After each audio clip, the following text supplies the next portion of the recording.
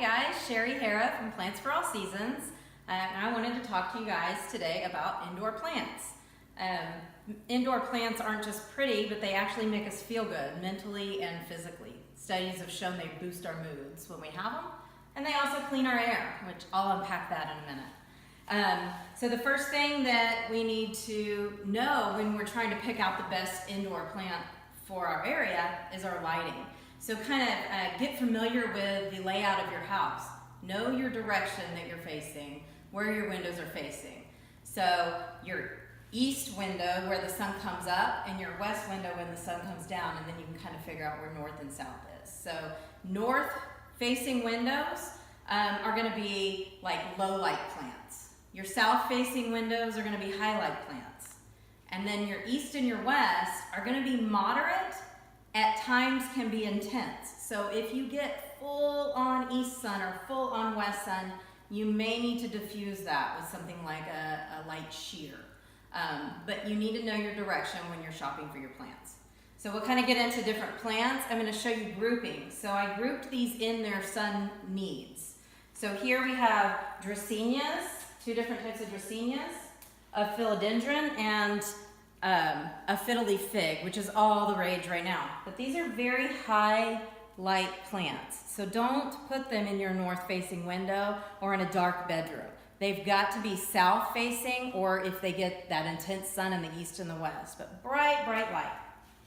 Then we have our moderate light plants. So these need a good bit of sun, so they could be in that south-facing window, but 6 foot from the window, or in your east or west-facing window. But your north-facing window may be a little bit too dark for these. The pothos would be able to take it, but this one's going to need a little bit more light. And your air plants can take that brighter light situation, or moderate. And then we get into what I call multifunctional plants. These guys can go anywhere from bright light to low light. So we have our snake plant, our ZZ plant. I'll talk more about these in depth in a minute. And then we have our low light plants, so good for a darker room, something like a fern or a spathiphyllum. And then we have our really hot desert plants. And I kind of separated these from the first group that I showed you that like the full sun or the bright light, because those plants like it humid and more moist, I guess you could say. And these plants are desert plants. They like it drier, but they like the full sun as well. So that'll come into play in just a minute when we're talking about more in depth on the plants. So I said that plants can purify the air. So several years back, NASA did a study. They needed to purify the air in the space station. So they decided, well, what a better way to do it with plants. So they took some plants up to the space station. Now, they didn't put in their study that all plants purify the air, but in their study, they could only take 10 plants. You know, they didn't have a lot of space in the space station, so they put their top 10 air purifying plants, and they kind of listed what they purify out of the air. So just because you don't see all plants on that list, all plants do purify the air. These have been studied. So things like the pothos ivy right here, it's easy care. They also call this a cubicle plant. So this is great if you work in a cubicle and you need to put something up high. It'll drape down up to 10 foot tall, sometimes longer. But this will get benzene and formaldehyde out of the air, which is in a lot of our synthetic materials, like our cubicles are made out of, and a lot of our furniture, and then paint has benzene in it too. So that would be a great one to put in an office situation. Snake plant, all the rage right now, like the fiddly fig. But anyone can grow this pretty much anywhere. I was on vacation. We were in the Virgin Islands. This is what covered the ground under the trees in the lower canopies. So I just thought that was kind of cool to see it in its native habitat. But they also call this Sansevieria, or mother-in-law's tongue. This one will get benzene, formaldehyde, like a lot of our real common chemicals that are in our home from our cleaning products and different things like that. This is a ZZ plant right here, and I think everybody should have one of these in their home. This is great for a housewarming gift, because in certain cultures, it symbolizes prosperity and friendship. So that would be a really great little plant to take if you're going to a holiday party coming up. Rubber plants are cool. They get formaldehyde out of the air. So these could be in anywhere from your bright light to your low light areas. Ferns are nice, but they're high humidity plants. So that would be good in a bathroom situation.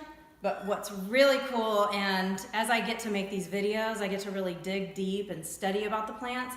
I've known about spathiphyllum, and I knew that it had air purifying qualities, but everybody should have one of these in their bathroom because this will purify mold and mildew out of the air.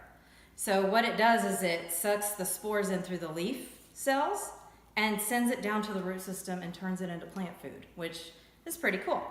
And it also absorbs vapors from acetone and alcohol, which is in most of our beauty products. So this would be a great, low light bathroom plant where it's high humidity as well. So very cool little plant there.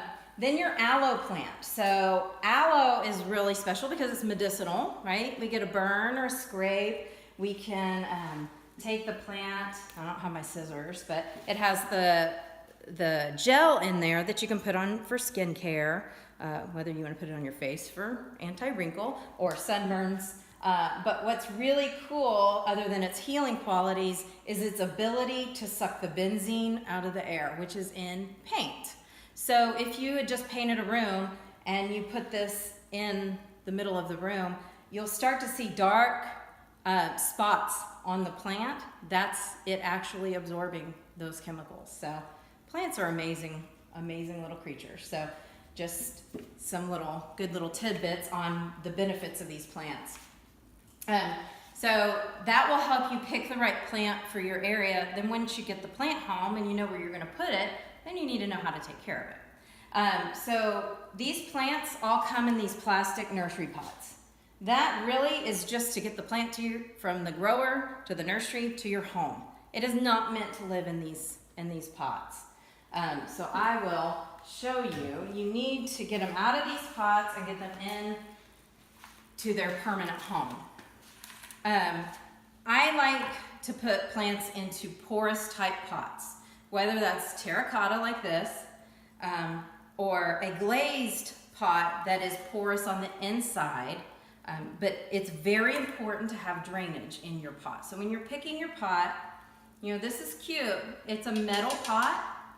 And then there's a lot of options for plastic pots. They don't let the plant completely dry out between waterings, which is super important. So when we are picking our pot, make sure it's a porous material. It can be glazed on the outside, but porous on the inside, and make sure it has good drainage. That's the first thing. The second thing is you don't want to take this little plant and stick it in a big pot. I mean, this size would be okay, but you really only want to go 1 to 3 inches higher in size. So I would take this plant and put it in this pot. It's about 1 inch bigger in width. So don't just stick it in a big pot because then you'll have a lot of soil and a little root system and you really risk overwatering your plant. So even if you're taking this plant and putting it in a pot the same size, you'll want to open it up and look at all those roots in there. You want to clean the roots off and kind of spread them out. And then when you put the new soil in there, it wants to grow into the new soil. So you'll want to kind of massage the root system, get it out of that little circle that it's in, and get rid of a lot of that. There's barely any soil in here. It was time to repot. Don't be scared to repot your plants. You're not going to hurt them. You're just going to make them happy. Next, we need to look at what do you use for soil. And you want to use, I like to use peat-based soils because I don't like to bring a lot of humusy compost into my home. I want something that's lightweight that I can really control the moisture on. And that's what these greenhouse growers that grow these plants are growing them in a peat-based soil. So something like this Pro Mix right here would be ideal. It's lightweight and really porous. So I would put that in there, set my plant in. I'm not going to go through the whole thing, and get it planted. You want the the soil at the level in the pot to be about 1 inch below, so that then you have time to put some kind of a top dressing over your soil. I like to cover my soil in my indoor plants. This little product right here is really cool. It's by Growstone, and it cuts back on the amount of soil gnats that you will get in your home. When you plant a plant inside and you have soil, you tend to have soil gnats. It's just the nature of soil. And so if you put a top dressing of this product on top of your soil, you cut back their ability to reproduce, and it kind of stops it, shuts it down. You can also use top dressings like this moss, this preserved moss, or even just little pebbles. Like these look like fish tank pebbles, but they're top dressing for decorative pots. So that's how you would plot it. You would use a good soil, make sure it's in a good porous pot with good drainage. I wanted to show you this, and we just missed it, so hopefully we'll be able to get it. This is really cool, because next we're going to talk about watering our plants. This pot right here does not have a drain hole. And so I said drainage is very important, but if you have this adorable pot like this, and you want to plant in it, by all means plant in it. But you want to do a layer of some porous rock, which you can use the Growstone again, mixed with activated charcoal, probably about a 2-inch layer at the bottom of the pot, then put your potting soil in. Okay, that's created a reservoir. Then you have to just be aware, okay, that doesn't have a hole in it, so I'm not going to have to water it as much. If you're really scared about that, you can purchase something like this. See it blinking?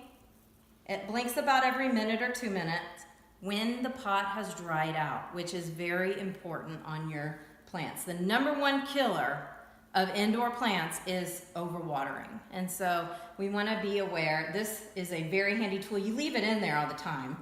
It's, you know, it kind of goes with the decor here, so it's not a big deal. And when you're walking through the room and you see the light go off, oh, it's time for me to water. Just remember, that pot doesn't have a hole. Let me grab my watering can. So when I water, I don't want to fill up that pot because it doesn't drain. I just want to give little bits. Just a little bit all over the top of the soil, and then let it penetrate down. Then the next time you see the light go off, then you know that you need to water. And you can tell, even if you don't have one of these, you can tell this plant needs water. It's droopy. If you speak plant. If you don't and you're nervous about that, then go ahead and get something like that you just leave in the pot. And when it blinks, then you know it's time to water. My best tool for knowing when to water is my finger.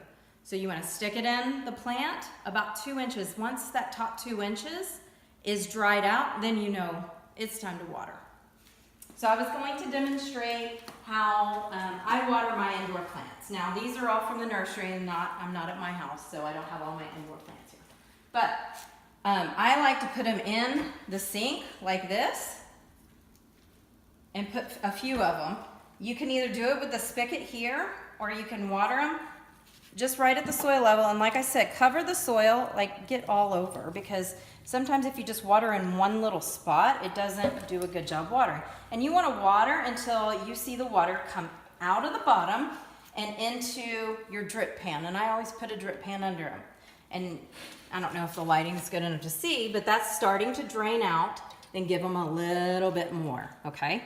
And then you want to let them sit there all day and drain that water out. It'll soak up and it'll saturate the soil just perfect. It'll wick up the water that it needs. And then set them without the drain pan for a few minutes, and then go put them where you like to keep them. If you're putting them on wood furniture, you can buy cork mats to put them on, or really nice little saucers like we have here. These are called carpet saver saucers, but they're kind of nice low profile clear saucers that won't clash with your decor. So that really covers the watering. And then we got to talk about fertilizer. That's kind of important. So we don't want to fertilize our plants all year. We want to fertilize our plants during the growing season. So our longer days, the plants are actively growing. So that's going to be more in the spring and summer. And you can fertilize every time you water if you fertilize at half the rate, okay? So if this calls for a half a teaspoon, do a fourth of a teaspoon and do it every time you water. You can mix it in your watering can. You can do a liquid, you can do a granular, whichever you're gonna mix them in your watering can, and do it just the same as I showed you how to water. You will need to provide some humidity. And like something like this is really cool because it's cute. You can leave it out. It's decorative. But you'll want to mist, especially your high humid plants, or really your high humid plants. All of these would be considered high humidity plants, okay? This is an air plant. And so this is not potted in soil. It's just sitting on this lovely dish. And you would just mist these guys. Now you will have to water these, and that's a whole nother video, but I can do air plants another day. But all of these guys like some humidity, and so this just gives a little mist. Ferns love a really humid environment. So you'll have to mist these between waterings, maybe once or twice a week. Do not mist your succulents. A lot of people think, oh, I'm just gonna mist them to water them because they don't like a lot of water. They don't want, they're desert plants. They don't like the humidity. So you want to water them at the soil level just the same. Don't mist their foliage. They don't like that. So that's really it for indoor plants. So we're at the nursery. Oh, if you do develop any kind of insect problem, bring pictures, bring the plant, and we'll help you figure it out because you don't want to use a lot of chemicals in your house. And we want to try to keep our plants as healthy as possible. Then they'll get less insects. Okay, thanks.